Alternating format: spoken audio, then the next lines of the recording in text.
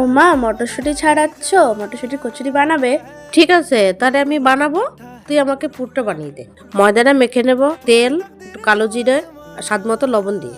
আচ্ছা, আমি ততক্ষণ কড়াইতে তেল গরম করে কিছুটা কালো জিরে এবং তার মধ্যে আদা বাটাটা ভালো করে ভেজে নেব। তারপরে দিয়ে দিচ্ছি এই মটরশুঁটি বাটাটা এবং কিছুটা জল।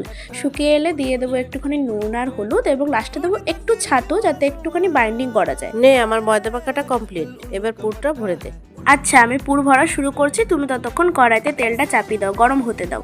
পুরটা ভরে নিয়ে ভালো করে চেপে আমি চারপাশ থেকে বন্ধ করে দেবো, যাতে বেলার সময় ফেটে না যায়। আমার তো কয়েকটা বেলা হয়ে গেল, তোমার তেল গরম হলো? হ্যাঁ, হয়ে গেছে। তেলটা ভালো করে গরম হয়ে গেলে কচুরিগুলো এপিট ওপিট করে ভেজে নেব। দারুণ ফুলছে তো মা, এর সাথে আলুর দম হবে না?